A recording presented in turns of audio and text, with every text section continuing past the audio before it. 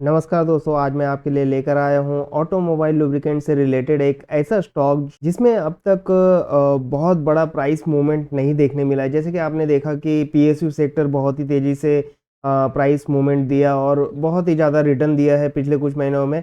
Automobile sector में भी Tata Motors ने भी काफ़ी अच्छे रिटर्न दिए हैं, अदर ऑटोमोबाइल कंपनीज़ ने भी अच्छे रिटर्न दिए हैं। इसके साथ-साथ एग्रो एंड अदर सेक्टर्स ने भी बहुत ही अच्छे रिटर्न दिए हैं। बट मैं जब मार्केट एनालिसिस कर रहा था तो मुझे एक ये स्टॉक दिखा जिसमें कि अब तक प्राइस मूवमेंट बहुत ही ज़्यादा मैसिव नहीं आया है। जिस तरह से डबल का रिटर्न 100% का रिटर्न बहुत सारे स्टॉक ने दे दिया है, उस तरह से इसमें है 100-200% का रिटर्न अभी तक नहीं मिला है। डेफ़िनेटली कुछ मूवमेंट है प्राइस में जो हम प्राइस एक्शन में बात करेंगे जब एंड में हम चार्ट पर जाएँगे। तो इस तरह का स्टॉक मैं आपके लिए लेकर आया हूँ। डेफ़िनेटली दोस्तों एंड तक बने रहिएगा। ऑटोमोबाइल लुब्रिकेंट से रिलेटेड ये स्टॉक है। इंजन में and different different compressors and जो भी प्रोडक्ट पोर्टफोलियो है उसके बारे में बात करेंगे। तो बहुत ही इंटरेस्टिंग वीडियो होने वाला है, एंड तक बने रहिएगा। इस स्टॉक का नाम भी मैं बताऊँगा। थोड़ा-सा पेशेंस रखिएगा क्योंकि इसके बारे में हम पहले जान लेते हैं कि ये कंपनी करती क्या है, इसके ग्रोथ रेट कैसे रहे हैं पिछले कुछ सालों में, एंड वो सारी चीज़ें समझने के बाद ही आपको समझ में आएगा कि ये कंपनी आखिरकार इन्वेस्टमेंट करने लायक है या नहीं है। इन्वेस्टमेंट करना भी चाहिए, नहीं करना चाहिए, अभी प्राइस लेवल क्या है, वो सारी चीज़ें मैं ये वीडियो में कवर करने वाला हूँ। तो चलिए दोस्तों, अपनी सीट की बेल्ट बाँध लीजिए और तैयार हो जाइए एक नई उड़ान भरने के लिए, एक नए स्टॉक के साथ। जी हाँ दोस्तों, ऑटोमोबाइल लुब्रिकेंट का ये स्टॉक अब मैं प्रेज़ेंट करने जा रहा हूँ आपके सामने।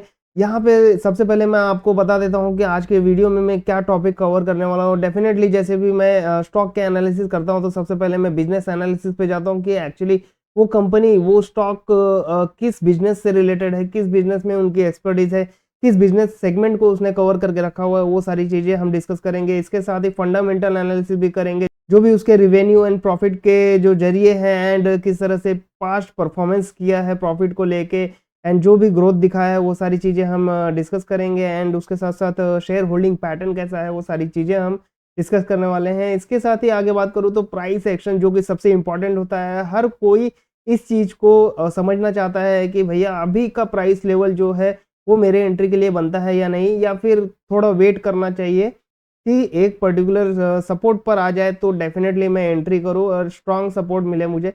तो वो सारी चीज़ें मैं आपको चार्ट पर ले जाके एक्सप्लेन करूँगा। डेफ़िनेटली दोस्तों एंड तक बने रहिएगा। अभी बार-बार आपको बोल रहा हूँ, इसलिए बोल रहा हूँ क्योंकि आपको बीच में भी अगर आपने स्किप किया तो शायद हो सकता है बहुत ही इम्पोर्टेंट पॉइंट्स आपसे मिस आउट हो जाए, बट यही सब नहीं होने देना है।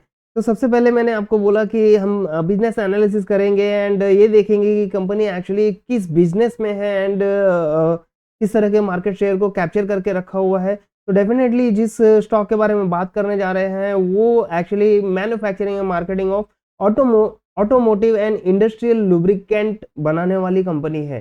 जी हाँ दोस्तों, ऑटोमोबाइल एंड इंडस्ट्रीज़ के लिए लुब्रिकेंट्स बनाती है जो कि ऑटोमोबाइल सेक्टर में एज़ वेल एज़ इंडस्ट्रीज़ में भी यूज़ होते हैं, जो भी कंप्रेसर्स है, रोटेटिंग इक्विपमेंट्स हैं, तो उन सारी चीज़ों में भी इनके जो लुब्रिकेंट्स हैं, ऑयल हो या फिर ग्रीसेस हो, तो वो सारी चीज़ें यूज़ होती हैं, ये सारे सर्विसेज़ प्रोवाइड करते हैं।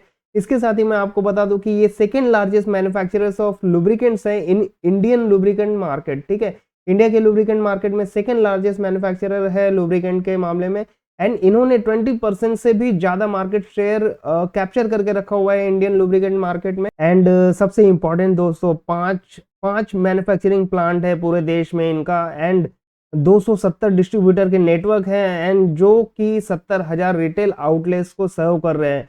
ये बहुत ही मैसिव एंड इनके ग्रोथ के लिए जैसे-जैसे ये एक्सपेंशन की तरफ भी बढ़ेंगे, तो ऑलरेडी इनका इतना बड़ा नेटवर्क है, इसके बाद जब एक्सपेंशन की तरफ बढ़ेंगे तो डेफ़िनेटली इसमें मैसिव मैसिव रिटर्न आपको मिल सकता है आने वाले टाइम में, ऐसा मुझे लगता है। इसके साथ ही हम बात कर लेते हैं कि इस कंपनी का जो प्रोडक्ट पोर्टफोलियो है, किस तरह के प्रोडक्ट्स इस कंपनी के पास है। प्रोडक्ट पोर्टफोलियो पे फोकस करेंगे। जी हाँ दोस्तों, अगर आपको मैं पहले बता दूँ, यहाँ पे आपको दिखाई देंगे कि जो सिलेंडर ऑयल्स होते हैं, जो आईसी इंजन में आपके 4 व्हीलर में, 2 व्हीलर में यूज़ होते हैं, 3 व्हीलर्स में या फिर ट्रक, जो भी हैवी ड्यूटी व्हीकल्स हैं सब में सिलेंडर में ऑयल यूज़ होते हैं। ये सारे ऑयल्स यही कंपनी बनाती है। क्रैंक केस के ऑयल्स भी यही कंपनी बनाती है, ट्रक पिस्टन इंजन ऑयल्स यही बनाती है, हाइड्रोलिक के ऑयल्स यही बनाती है, गियर में जब रोटेटिंग गियर्स होते हैं उनके बीच में लुब्रिकेंट डालना होता है सो दैट वहाँ पे वेयर एंड टेयर कम हो, तो डेफिनेटली ये सारे ऑयल्स भी यही कंपनी बनाती है दोस्तों। And compressor oils, turbine oils, refrigeration oils, emulsification के लिए जो ऑयल्स यूज होते हैं, मल्टी ग्रेड के जो ऑयल्स होते हैं, लो ग्रेड हाई ग्रेड, तो इससे ग्रेड वाइज ऑयल्स भी ये कंपनी मैन्युफैक्चर करती है। हीट ट्रांसफर ऑयल्स, कभी कभी आप देखो कि प्रोसेस इंडस्ट्रीज में हीट ट्रांसफर के लिए भी ऑयल्स का यूज़ किया जाता है, तो वो सारे ऑयल्स भी यही कंपनी बनाती है। ग्रीसेस, ऑल टाइप ऑफ ग्रीसेस यही कंपनी बनाती है। एंड फिशिंग रिलेटेड ऑयल्स भी यही कंपनी मैन्युफैक्चर करती है दोस्तों। एंड सबसे इंपॉर्टेंट बात आपको बता दूं, इतना बड़ा पोर्टफोलियो होने की वजह से हो सकता है इसके खून में अगर उबाल नहीं आया तो यही वक्त है हमें एंट्री लेने का, और एंट्री लेके हो सकता है कि आने वाले टाइम में हमारा जो पोर्टफोलियो डाइवर्सिफाई हो। अभी अगर कुछ अमाउंट ऑफ मनी अगर हम इसमें इनपुट देते हैं तो डेफिनेटली अगर आने वाले टाइम में इसके खून में जरा भी उबाल आया तो डेफिनेटली हमारे पोर्टफोलियो में बहुत ही बड़ा उबाल आ सकता है। तो चलिए अब कंपनी का फंडामेंटल भी देख लेते हैं कि किस तरह के फंडामेंटल है कंपनी के, किस तरह के पास परफॉर्मेंस दिए हैं कंपनी ने, ग्रोथ को लेकर, रिटर्न्स को लेकर किस तरह से परफॉर्मेंस किया है कंपनी ने, एंड किस तरह के अपॉर्चुनिटीज मिल सकते हैं इस कंपनी को लेके, वो सारी चीज़ें हम फंडामेंटली देख लेते हैं। तो चलिए सबसे पहले हम देखते हैं कि मार्केट कैपिटलाइजेशन कंपनी का किस तरह से है, किस कैपिटलाइजेशन में ये बिलोंग करती है। जी हाँ दोस्तों, यहाँ पे मार्केट कैपिटलाइजेशन अगर कंपनी का देखें तो आपको 19,634 करोड़ का मार्केट कैपिटल है इसका, जो कि एक स्मॉल कैप के अंतर्गत आती है। स्मॉल कैप कंपनी है दोस्तों ये। एंड इसका करंट प्राइस अगर आप देखो तो 198 रुपीज़ का स्टॉक प्राइस है। हाई लो भी आप दे सकते हैं 214 107 रुपये। एंड स्टॉक का पी आप देखो तो 22.7, बुक वैल्यू 21.4 रुपीज़ है। एंड यहाँ पे डिविडेंड आप देखो तो 3.78% का डिविडेंड मिला हुआ है। आरओसी बहुत ही मैसिव है दोस्तों, यहाँ पे आप देख सकते हैं कि आरओसी जो है 57.5% का है, बहुत ही मैसिव रिटर्न है यहाँ पे। एंड रिटर्न ऑन इक्विटी भी कहीं पीछे नहीं छूटा है, यहाँ पे आप देख सकते हैं कि 43% का रिटर्न ऑन इक्विटी मिला हुआ है। एंड सबसे इम्पॉर्टेंट यहाँ पे फेस वैल्यू देखिए, अभी भी 5 रुपीज़ का फेस वैल्यू है। इसका मतलब ये हो सकता है कि अगर आगे जाके ये स्प्लिट होता है, ठीक है, अगर ये आगे जाके स्प्लिट होता है तो हो सकता है कि आपको एक स्टॉक की जगह पे 5 स्टॉक मिले। जी हाँ दोस्तों, ये स्टॉक स्प्लिट के बारे में आप जानते ही होंगे, नहीं जानते हैं तो जल्दी से कमेंट कीजिए, मैं जल्दी से आपके लिए स्टॉक स्प्लिट का वीडियो बना के लेके आऊँगा। फिलहाल मैं आपको ये बता देता हूँ कि स्टॉक स्प्लिट में फेस वैल्यू जो रहता है उसका अगर फेस वैल्यू 5 से 1 चेंज होता है, मतलब 5 टाइम्स चेंज हो गया, तो इसका मतलब आपने 100 शेयर्स अगर बाय करके रखे होंगे तो आपको 500 शेयर्स मिलते हैं, ठीक है। तो ये भी एक एडवांटेज है कि फेस वैल्यू अभी भी 5 रुपये है, तो आगे चल के स्टॉक स्प्लिट से, नंबर ऑफ बोनस शेयर से, ठीक है, तो उससे भी आपको प्रॉफिट होने के काफ़ी ज़्यादा चांसेस है। अब इसके साथ आगे अगर बढ़े तो यहाँ पे अगर मैं आपको बताऊँ कि कंपनी में प्रोज एंड कॉन्स की बात करते हैं। प्रोज, कंपनी में बेसिकली कोई भी यहाँ पे डेप्ट नहीं है, ये ऑलमोस्ट डेप्ट फ्री कंपनी है। एंड आरओई जैसे कि मैंने ऑलरेडी बताया आपको, आरओई बहुत ही अच्छा रिटर्न दिया हुआ था। यहाँ पे अगर 3 इयर्स का आरओई देखे तो डेफिनेटली दोस्तों यहाँ पे 45.9% का आरओई दिखाई दे रहा है, जो कि अच्छा खासा प्रोज दिखाती है कंपनी के बारे में। एंड कॉन्स की बात करें तो कॉन्स में तो बहुत ही ज़्यादा कोई चिंता करने वाली कोई बात नहीं है। यहाँ पे ज़्यादा से ज़्यादा इसका बुक वैल्यू थोड़ा ओवर वैलिड दिखाई दे रहा है। यहाँ पे बुक वैल्यू से 9.25 टाइम्स पर ये कंपनी ट्रेड कर रही है, तो एक थोड़ा सा ये कॉन्स यहाँ पे दिखाई दे रहा है। इसके साथ ही मैं आगे बढ़ूँ और आपको बताऊँ कि प्रॉफिट एंड लॉस का परफॉर्मेंस किस तरह से रहा है पिछले कुछ सालों में, पिछले 5 से 10 सालों में किस तरह से प्रॉफिट एंड लॉस स्टेटमेंट अगर मैं आपको इसका बताऊं तो डेफिनेटली दोस्तों यहाँ पे देख सकते हैं कि सेल्स रेवेन्यू जो है 3,121 करोड़ था दिसंबर 2012 में। यही अगर दिसंबर 2023 में देखें, लगभग 11 साल हो गए, तो यहाँ पे अगर सेल्स रेवेन्यू देखें तो ये 5,075 करोड़ रुपए हो चुकी है।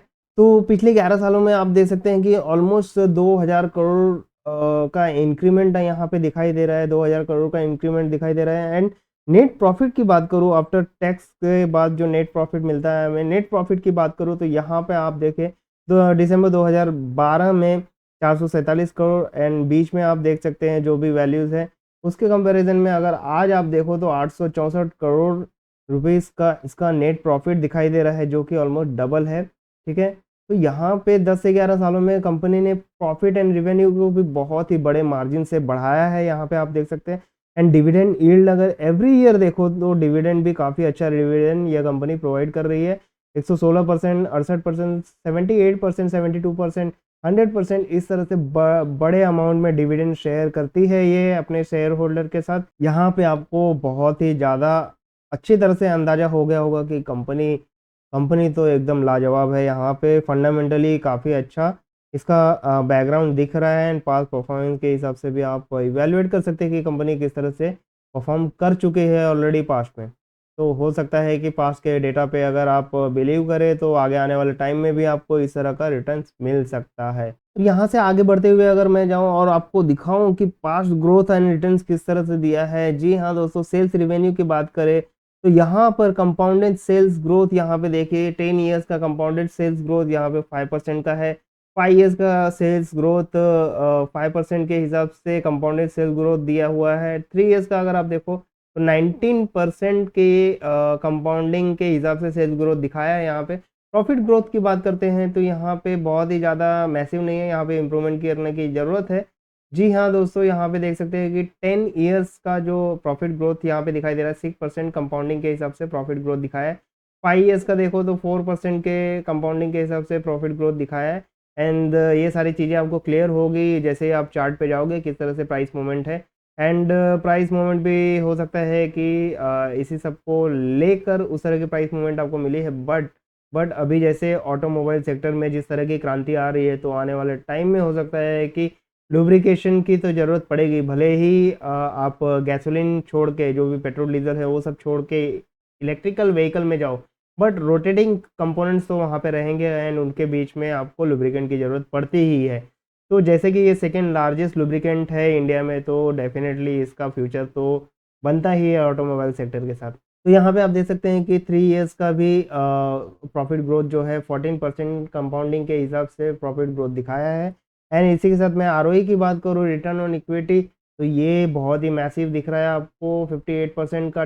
10 ईयर्स का जो आरओई है यहाँ पे 58% दिखाई दे रहा है एंड इसके साथ ही 5 ईयर्स का 48% के हिसाब से आरओई दिया हुआ है। एंड 3 ईयर्स का आरओई 46% एंड लास्ट ईयर का आप देखो तो 43% का आरओई दिखाई दे रहा है, जो कि बहुत ही काबिल तारीफ़ है आरओई के मामले में, आरओसीई के मामले में। तो बहुत ही अच्छा आरओई एंड आरओसीई है कंपनी का, जो कि ये बताती है कि return on capital employed and return on equity कितना ज़्यादा अच्छा है कंपनी का। इसके साथ ही आगे बढ़ूँ और आपको बताऊँ कि कैश फ्लो स्टेटमेंट में किस तरह की पारदर्शिता दिखाई देती है यहाँ पे। यहाँ पे अगर हम बात करें कि कैश फ्लो स्टेटमेंट में अभी करंटली आप अगर देखो पिछले साल यहाँ पे cash flow net cash flow जो है पॉजिटिव था, ठीक है। बट दिसंबर 2023 की बात करें तो यहाँ पे नेगेटिव कैश फ्लो दिखाई दे रहा है। इसमें रीज़न क्या हो सकता है? रीज़न आप यहाँ पे ऊपर देख सकते हैं कि ऑपरेटिंग रेवेन्यू तो अच्छा खासा जनरेट किया है, 853 करोड़ का ऑपरेटिंग रेवेन्यू यहाँ पे जनरेट किया है। ऑपरेटिंग एक्टिविटी से कैश जनरेट किया है 853 करोड़ का। बट इन्वेस्टिंग एक्टिविटी में शायद हो सकता है कि फ्यूचर पर्पस से या एक्सपेंशन के लिए, कैपेक्स के लिए यहाँ पे इन्वेस्टिंग एक्टिविटी में 251 करोड़ का इन्वेस्टमेंट दिखाई दे रहा है। नेगेटिव है, मतलब इन्वेस्टमेंट किया है इन्होंने। एंड फाइनेंसिंग एक्टिविटी डेफिनेटली दोस्तों जो भी ओनर से रिलेटेड या फिर शेयर होल्डर से रिलेटेड जो भी एक्टिविटी होती है वो फाइनेंसिंग एक्टिविटी में आती है। तो dividend pay out, borrowing and जो भी शॉर्ट टर्म के ऑब्लिगेशन है उसे उसका जो भी पेमेंट होता है वो आपको फाइनेंसिंग एक्टिविटी में दिखाई देती है। उसका जो भी पेमेंट होता है वो आपको फाइनेंसिंग एक्टिविटी में दिखाई देती है। इसीलिए यहाँ पे आप देख सकते हैं कि ये दो जो अमाउंट है, investing activity, cash from investing activity and cash from financing activity, ये बहुत ही बड़े अमाउंट दिखाई दे रहे हैं पिछले ईयर के कंपैरिजन में भी। तो हो सकता है कि अभी फ़िलहाल कंपनी ने कैपेक्स के लिए या फिर कुछ इन्वेस्टमेंट के लिए अच्छा खासा अमाउंट मार्केट में इन्वेस्ट किया है। तो ये इन्वेस्टेड अमाउंट से भी आगे शेयर होल्डर्स को फ़ायदा हो सकता है। तो ये था कैश फ्लो स्टेटमेंट से रिलेटेड कि अभी फ़िलहाल दिसंबर 2023 के हिसाब से यहाँ पे देखो तो आपको -62 करोड़ का नेगेटिव कैश फ्लो दिखाई दे रहा है, जो कि एक छोटा सा कंसर्न है। अगर शॉर्ट टर्म ऑब्लिगेशंस कुछ आ गए कंपनी के लिए तो इन्हें डेब्ट का सहारा लेना पड़ सकता है। या फिर कुछ अदर फाइनेंशियल सपोर्ट लेना पड़ सकता है इन्हें अपने शॉर्ट टर्म ऑब्लिगेशंस को क्लियर करने के लिए। इसके साथ ही अगर मैं बात करूँ कंपनी ओवर वैल्यूड है या अंडर वैल्यूड है, डेफिनेटली दोस्तों सेक्टर पी और पीबी रेशियो से कंपेयर करना पड़ेगा। यहाँ पे अगर आप ट्रेलिंग 12 मंथ का पी रेशियो देखें कंपनी का तो 23.39 है एंड पीबी रेशियो जो है 10.71 है। वहीं पर सेक्टर का पी रेशियो यहाँ पे 25.16 है एंड सेक्टर पीबी रेशियो 3.32 है। तो पी रेशियो जो है ऑलमोस्ट सेम दिखाई दे रहा है, तो यहाँ पे कंसर्न नहीं है। बट पीबी रेशियो से अगर कंपैरिजन किया जाए तो यहाँ पर कंपनी थोड़ी सी ओवर वैल्यूड दिखाई दे रही है, बट यहाँ पे उतना ज़्यादा कंसर्न करने की भी ज़रूरत नहीं है, क्योंकि बहुत ही ज़्यादा सिग्निफिकेंट डिफरेंस नहीं है यहाँ पे, ठीक है। तो अभी मैं इसे एवरेज वैल्यू बोल सकता हूँ कि कंपनी का जो भी अभी वैल्यू है वो एवरेज में दिखाई दे रहा है, ठीक है, या स्लाइटली ओवर वैल्यूड बोल सकते हैं, बहुत ही माइनर ऐसे बोल सकते हैं। इसके साथ ही मैं आगे बढ़ूँ और आपको दिखाऊँ कि शेयर होल्डिंग पैटर्न किस तरह का है। डेफिनेटली दोस्तों ये चीज़ देख के तो आपको सच में भरोसा हो जाएगा कि कंपनी में कुछ तो बात है, इसीलिए यहाँ पे इस तरह की मैसिव होल्डिंग दिखाई दे रही है। प्रोमोटर्स की होल्डिंग की बात करूँ तो ये 51% हमेशा मेंटेन है। 2021 का देखो, 2022 का देखो, ये क्वार्टरली बेसिस पे आप देखो तो इसमें कोई भी फ़र्क नहीं आया है। प्रोमोटर्स ने बहुत ही जकड़ के पकड़ा हुआ है इसके स्टॉक्स को। 51% की होल्डिंग प्रोमोटर्स की है। एफआईएस की होल्डिंग को देखो तो 10 से 11-12% तक इन्होंने हमेशा होल्ड करके रखा हुआ है। तो अभी भी ये देखो तो 10.38% का होल्डिंग एफआईएस का है। डीआईएस की बात करें तो डीआईएस ने भी बाजी में कोई कम दम नहीं लगाई है। यहाँ पे देखें तो डीआईएस ने 16.69% का होल्डिंग था इनका मार्च 2021 में। आज अगर देखें, आज के डेट में देखते हैं कि दिसंबर 2023 तक क्या वैल्यू है इसका, 15.92% का 15.92% का यहाँ पे डीआईएस ने होल्डिंग करके रखा हुआ है, जो कि अगर मैं ये तीनों को ऐड करता हूँ तो ऑलमोस्ट 77% का होल्डिंग होता है। 77% का holding promoter DIIs and FIS के पास है। आप समझ सकते हैं कि 100% में से 77% जो होल्डिंग है प्रमोटर डीआईएस एंड एफआईएस के पास है, तो बचा कितना भाई? 22 से 23% बच रहा है, जो कि पब्लिक के पास है, आपके पास, मेरे पास है। तो डेफिनेटली इस कंपनी में बात है, इस कंपनी में दम है वो कि काफ़ी अच्छे से सस्टेन कर सकती है, काफ़ी अच्छा रिटर्न आपको फ्यूचर में दे सकती है। तो उसके बेसिस पे आप इस कंपनी पे भरोसा करके आगे आप अपने पोर्टफोलियो को डाइवर्सिफाई कर सकते हैं। चलिए वो अब समय दूर नहीं जब हम इस कंपनी का नाम अ, जान लें कि भैया इस तरह की मैसिव आरओई देने वाली कंपनी का नाम क्या है। जी हाँ दोस्तों, अब तक मैं जो बात कर रहा था ये कैस्ट्रॉल इंडिया लिमिटेड की बात कर रहा था। इससे कोई भी अनजान नहीं है। अगर आप बाइक चलाते हैं, फोर व्हीलर चलाते हैं, थ्री व्हीलर चलाते हैं, इवन आप ट्रक भी चलाते हैं, तो भी आपको कैस्ट्रॉल इंडिया लिमिटेड का नाम पता ही होगा। जी हाँ दोस्तों, कैस्ट्रॉल के लोगों से ही आप समझ जाओगे कि जी हाँ, हम इसे तो जानते ही है। अब तक मैं जिसकी बात कर रहा था ये था कैस्ट्रॉल इंडिया लिमिटेड की बात कर रहा था। एंड कैस्ट्रॉल इंडिया लिमिटेड ने कितना अच्छा आरओई और आरओसी दिया है, किस तरह के अच्छे परफॉर्मेंस रहे हैं कंपनी के पास्ट परफॉर्मेंस से लेके अगर बात करो, profit growth and sales growth में उतना ज़्यादा कंपाउंडिंग ग्रोथ नहीं दिखा है, बट आप डिविडेंड से लेके आरओसी आरओई की बात करो तो बहुत ही तगड़ा रिटर्न इन्होंने दिया हुआ है। यहाँ पे दिख सकता है आपको, जो पिछले स्लाइड्स पे मैंने आपको एक्सप्लेन किया। तो चलिए अब कैस्ट्रॉल इंडिया लिमिटेड के प्राइस लेवल को भी समझ लेते हैं। चलते हैं हमारे चार्ट पे और देखते हैं कि अभी जो प्राइस मूवमेंट बना हुआ है वहाँ पर कोई मेजर सपोर्ट है कि नहीं, जहाँ पे हम अच्छे से एंट्री ले सके, या फिर जो भी हमारा सिस्टम है, जो भी आपको मैं अपने टेक्निकल सेटअप के हिसाब से मैं आपको बताऊंगा कि इसमें अभी एंट्री लेना बनता है या नहीं, ठीक है। तो चलिए अपने चार्ट पे चलते हैं, वहाँ पे देखते हैं कि इसका प्राइस क्या कह रहा है। तो ये हम अपने चार्ट पर आ चुके हैं। यहाँ पे अगर मैं आपको दिखा दूँ तो यहाँ पे देखिए मैंने कैस्ट्रॉल इंडिया लिमिटेड का 1 वीक का चार्ट ओपन करके रखा हुआ है, ठीक है। 1 वीक का चार्ट मैं क्यों ओपन करके रख रहा हूँ, क्योंकि मुझे थोड़ा अभी पिछले कुछ सालों तक, ठीक है, पिछले कुछ सालों तक किस तरह का मार्केट में कैस्ट्रॉल इंडिया ने परफॉर्मेंस दिया है वो जानना था, ठीक है। तो जस्ट मैं ओवरव्यू के लिए यहाँ पे ओपन करके रखा हूँ 1 वीक का, ठीक है।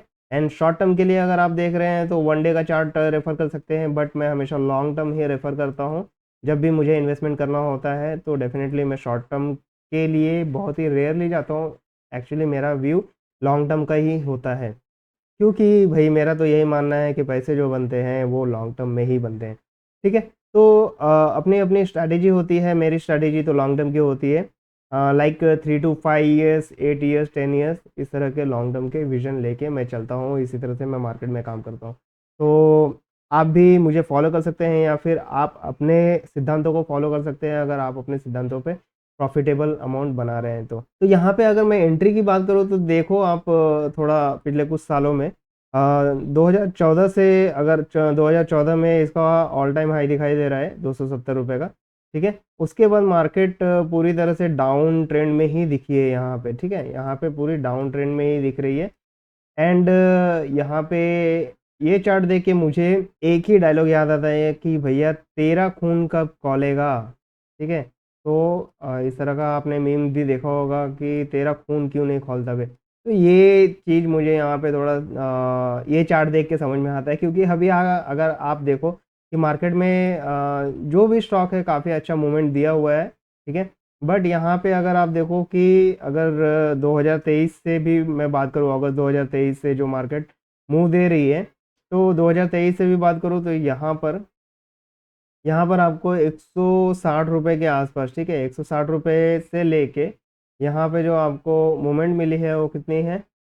ऑलमोस्ट हाई अगर देखो तो 160 से ₹200 के आसपास, ₹210 के आसपास का आपको मूवमेंट मिला हुआ है, जो कि बहुत ज़्यादा नहीं है, ठीक है?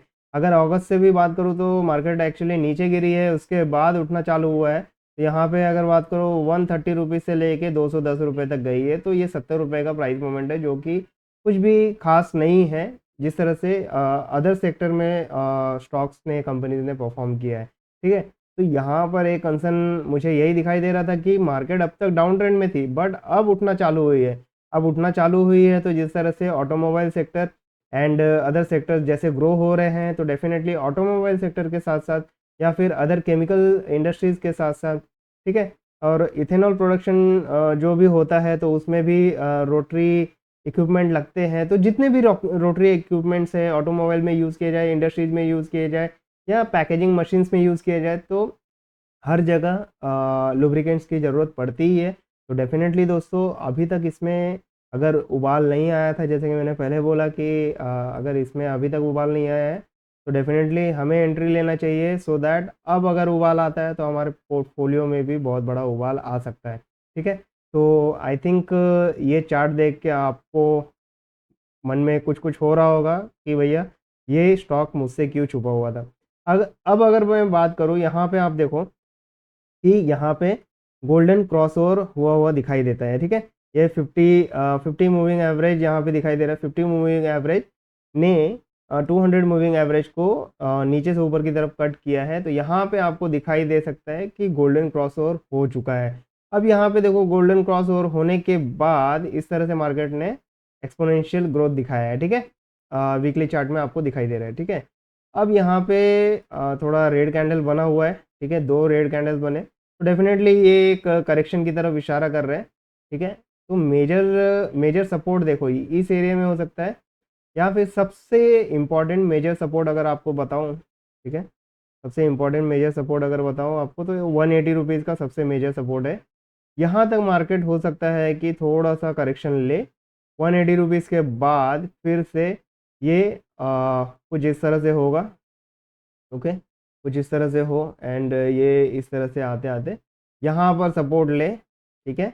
और या फिर ये पूरा 50 मूविंग एवरेज का जो लाइन है उसे पूरी तरह से टच भी ना करे।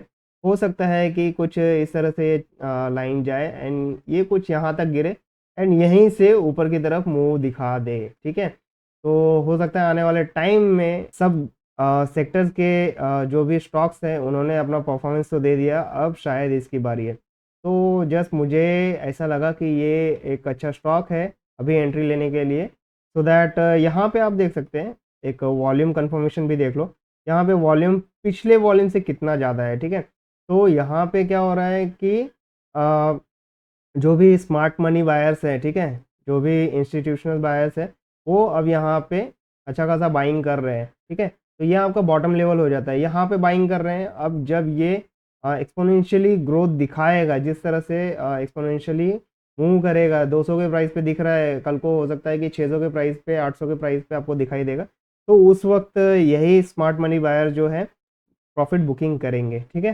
तो आई होप आज का वीडियो आपको समझ में आया होगा और बहुत ही अच्छा लगा होगा। बिजनेस एनालिसिस से लेके फंडामेंटल एंड टेक्निकल एनालिसिस को हमने कवर किया है इसमें। तो आई होप इस तरह के कंटेंट आपको पसंद आ रहे होंगे एंड मैं डेफिनेटली इससे भी क्वालिटी स्टॉक आपके लिए चुन के लाते रहूँगा एंड जस्ट आपके सपोर्ट की ज़रूरत है। तो डेफिनेटली अगर वीडियो अच्छा लगा हो तो उसे लाइक एंड शेयर करना बिल्कुल ना भूलें। और सबसे इम्पोर्टेंट, अगर अपने चैनल को सब्सक्राइब नहीं किया है तो अभी तुरंत चैनल को सब्सक्राइब कर लें। तो चलिए मिलते हैं नेक्स्ट वीडियो में एक अच्छे स्टॉक के साथ, एक क्वालिटी स्टॉक के साथ जो शायद आपके पोर्टफोलियो को बहुत ही जल्दी ग्रीन कर दे। तो आज के वीडियो में इतना ही। Thank you so much and all the best.